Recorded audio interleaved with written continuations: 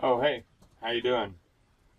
It's Sunday and it's about 40 degrees outside right now, high winds. I've got a storm coming in, far different from yesterday's warm weather that we had, where we insulated the van.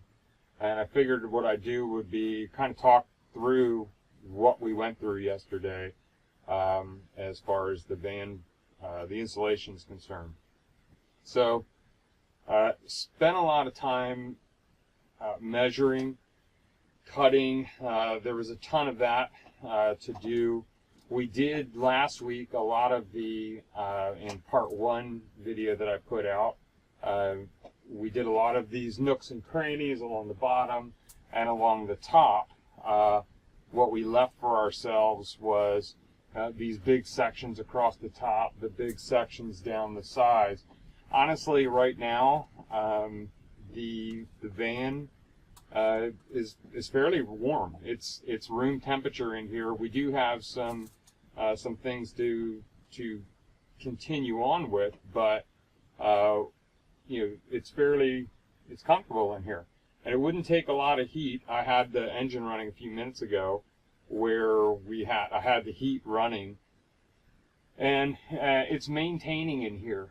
I wouldn't necessarily call it room temperature, but it's probably in the 60s easily in here right now. And when the heat's running, it easily amps up to the 70s. So yesterday was a long process. Beth spent all day doing the wood slats, and I spent the majority of the time insulating. Well, not the majority, but literally all day long. What we bought, the type of insulation, is Thinsulate. It was a roll. It cost us about, I want to say it was probably around $500 or $600 for the roll. And the roll is it's light. It's like a winter coat type material, obviously, or a sleeping bag type material. And the roll stands 5 feet long, or 5 feet high, but it's 50 feet long. And from what I've read online and some measurements I did on my own, that would be pretty close to what we need for a van this size. And right now, I'm not sure exactly what length we're sitting at left, but we do have a roll. It started as a roll like this, and we're down to probably a roll like this at this point. So I'd say there's probably 10 to 15 feet of it left, enough to do the windows of the door, the windows of the slider. We have enough leftover pieces where I'm going to tuck some in the door of the slider, etc. So we'll get through that. Let me go back to that roll of Thinsulate for just a second. It's, as I said, it's a light material. One of the nice things about it is cutting it and so forth. You need a good pair of shears. So if you're going to use Thinsulate, get a decent pair of shears. We bought a pair. They were probably $10 for the pair. Very heavy duty, good rubber grips on them.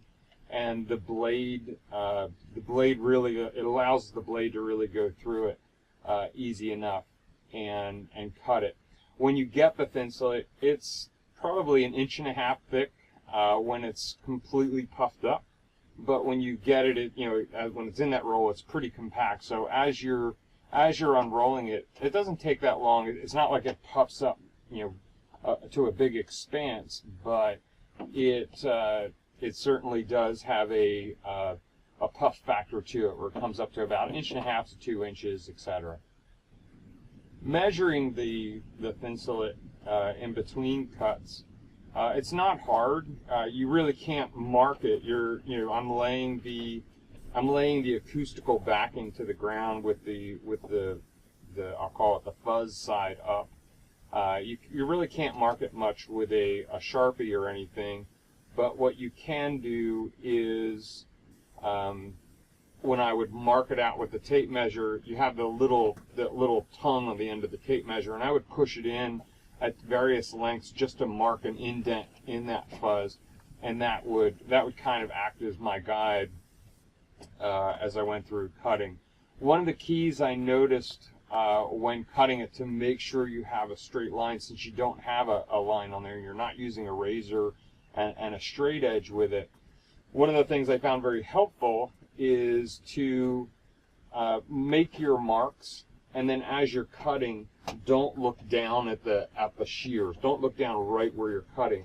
I found that if you looked ahead at like the next mark or two out and just kept cutting toward, eyeing that, what I found is my lines were far straighter as long as my line of sight was out farther, especially on those longer cuts where you didn't want to get an angle, because when you have the bigger pieces, you'd find that if you had angles, you'd miss it. And at the price of the Thinsulate, you kind of you really want to be on target with it.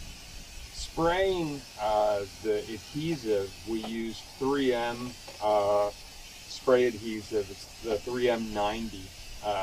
I would really highly recommend safety glasses, especially when you're spraying up over your head. I didn't have a ton of issues with that, but I can see where if you were to get that in your eyes, that could certainly be a problem. On the can, there are 3 settings. There's a low, medium, high, and that's not necessarily the spray pattern, but how much is coming out. So I would kept it predominantly throughout the day on the medium setting, and for the most part, we actually have a little bit of the 4th can. I bought 4 cans of 3M90, and that really got us through the day, pretty much, and it really worked out well. Putting up the Thinsulate, once you had sprayed the adhesive, if you gave it a few minutes, I would say, they say 1 to 2 minutes.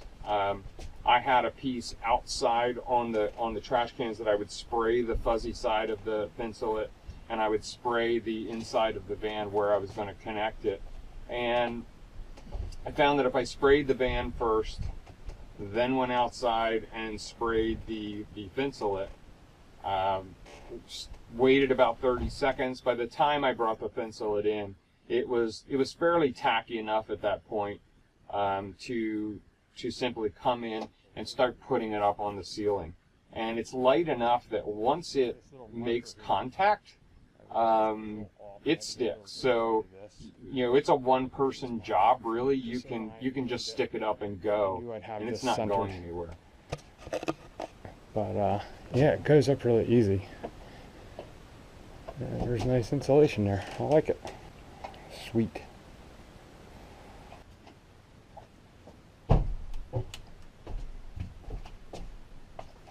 You do get the feeling that it's such a lot to do. It's actually a pretty expansive area with your cutting and your you're cutting and you're measuring your cutting, putting it up against and trimming it up, etc. Taking a look at it again, and it really is labor intensive. It's not hard work, but it is really labor intensive, and you feel like the job's just never going to be done. I can see why these things cost a little bit of money, because the amount of labor that goes into these to do, what you're putting into it, it's not a huge amount of money really when you look at the grand scale of campers and RVs, etc. But the labor that goes into putting all of this together, it's pretty intensive. You can kind of see, when you're sticking it up there, once you get a point of contact, it's above your head, and you can line it up pretty well. You want to be careful though, putting it up, because once it makes contact, it's on there, and if you're going to pull it off, you're going to pull part of the insulation along with it. And you can see once you put a little pressure on it, it's there. It's not going anywhere. It started to get down to a real good pattern. One of the things I noted that as I was putting it up, especially by yourself, I made a mark on the on both the ceiling of the van and a little bit on the fuzzy side of the insulation. So when I came in and I was looking over my head, I could line that up and know that I'm in the center now, and make my first point of contact there, and then start spreading it out.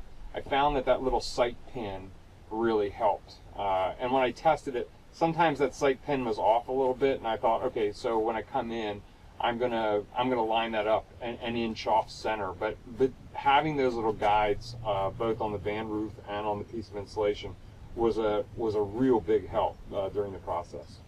One of the things, I did start to wear a respirator a little bit, because that 3M adhesive really does have a smell to it, and fumes that come with it.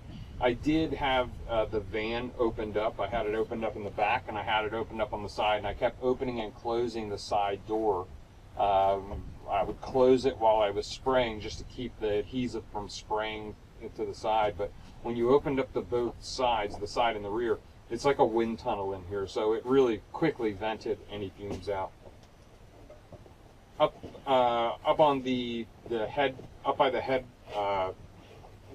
the overhead, where the cab is, I did that in 3 sections. I did a main piece in the center, and that went up fairly quickly. I'm going to put some insulation over top of that head piece in the cab area. I'm not going to put any adhesive up in there. I'm just going to slide some extra adhesive down in there. These pieces on what I call the foam blobs, I don't know a better name for them, and that's what I hear other people call them. I see where some people have removed those blobs off of there's 2 plastic pins. I really didn't want to do that, and they're loose. They're not in there tight. They're very loose. So I felt what I did is I just kind of pulled them away a little bit, and I was able to cut a big enough piece where I shoved it in over top. I got a flat edge, helped me guide some of it all the way back in there to the I-beam there at the edge of the overhead.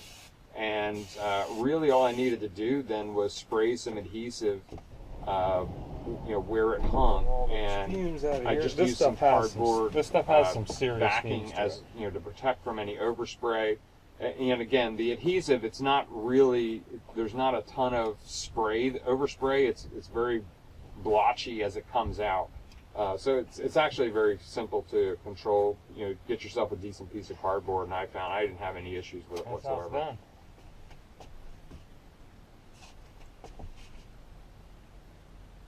Once you get that on there, you'll wait a little bit.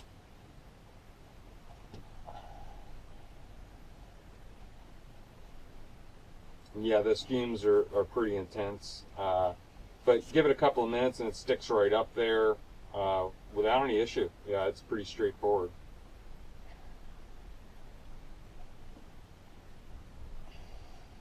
You can see here spraying on the adhesive. Again, it's I won't call it blotchy, but it's not a very vaporous spray. It has a lot of fumes to it, but it's very easy to control. Again, I kept it on the medium setting throughout the day, and found I didn't have a problem.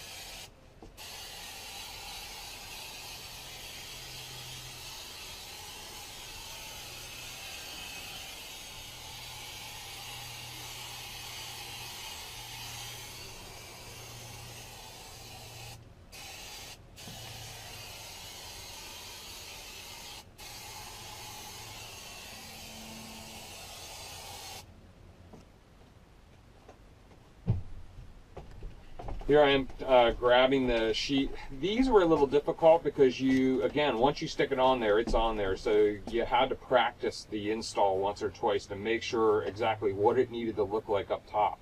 But once you can see, all I do is tack it up the top, and that's it. It's on there. It's not coming down at that point. And then it's just a matter of putting it on. Kind of making sure all the points make contact and that adhesive underneath makes contact.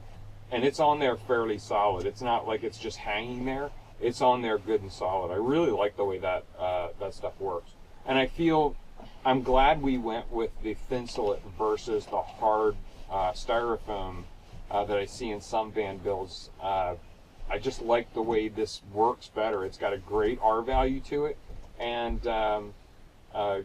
it's moldable. It's not, we're not creating this hard shell wall. And one of the things I feared using a lot of styrofoam is squeaks. Over time, I wanted to avoid squeaks. So the more material I could use to avoid squeaks and rattles, the better I like it. You see here, I'm laying up, these are similar pieces, so I was laying them up to make templates. Boy, take advantage of making a template whenever you can when you're doing this type of van project. It really does save you a lot of time. Because it's just, there's nothing square about these vans. There's nothing symmetrical about these vans, really. I mean, yeah, I guess they're somewhat symmetrical, but not really. So you're just endlessly measuring and endlessly trimming and customizing whatever pieces you're putting on.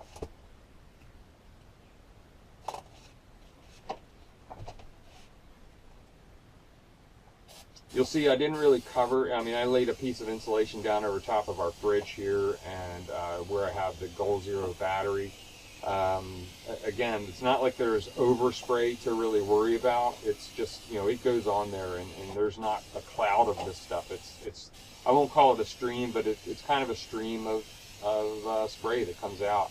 And once it makes contact, it's on the metal. It's not going anywhere.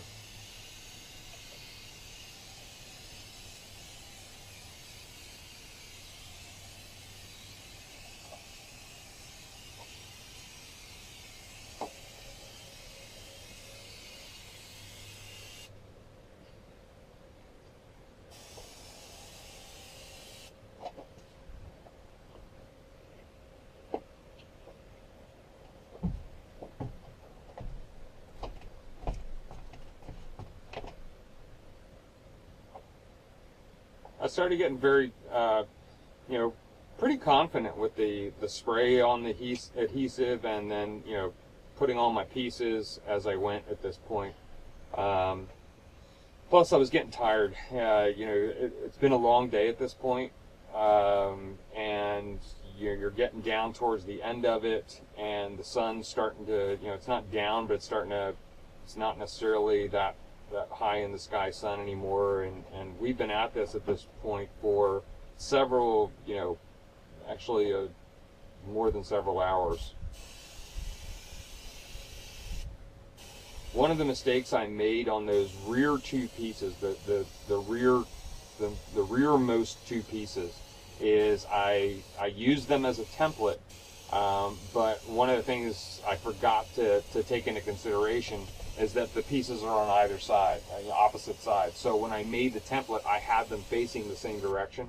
So when I templated it out, the one corner that I had to cut out was actually on the opposite side, and I didn't account for that. So one thing to think about when you're using templates, if it's a piece that's on the opposing side, you want to turn that piece around and then use it as a template, or you're going to run into the same problem I did, where it was no big deal. I just had to I cut off a corner, and then that corner that I cut off, I popped it on.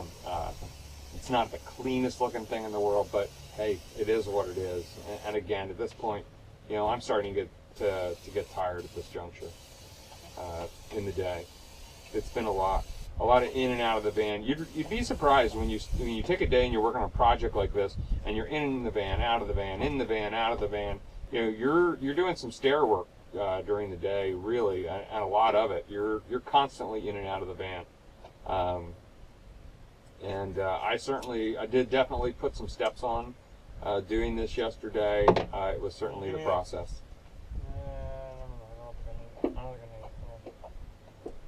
here I am, you know, adding on that little piece that, you know, because when I templated it, it was a little backwards. Not a big deal though. And again, you know, so the insulation, it really is working out well just at this point. You know, I've been in here for a bit now, sitting very comfortably, have not had any heat on, and you know, the van's holding its heat fairly well.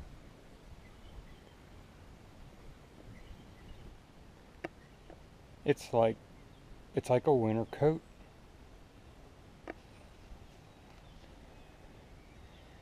It's like a big old, it's like putting a whole van inside of a sleeping bag. That's all like inch and a half to 2 inch thick Thinsulate, just packed everywhere. Well, we got the main part of the insulation done today. The majority of the Thinsulate is up, and it's been a really long day. I can see why these Class B coaches cost so much. It's not necessarily what you're putting into them, it's the labor that goes into these. It's been a long day of measuring, cutting, gluing, measuring again, trimming it again, using templates, getting the pieces up. I'm tired. It's really been a long day. I have put, the van is right next to where I'm working, and I put probably 4.6 miles from the van to where I'm spraying to right inside the door to the basement to cut and measure, and you know, that's a lot in a little place, and hopping up and down, in and out of this van all day. I'm whooped. But we're to a point where we can continue on with other things now. Beth has been diligently painting the cedar boards, and we're getting close to a point where we can start putting some of those up. I'm going to be running conduit tomorrow for some of the 12-volt electrical work that we need to do. So tomorrow is another day, and we'll continue on. So until next time, like the video, subscribe to the channel, comment on the video, share the video. It's time for a cold one now. So peace out. Thanks. Bye-bye.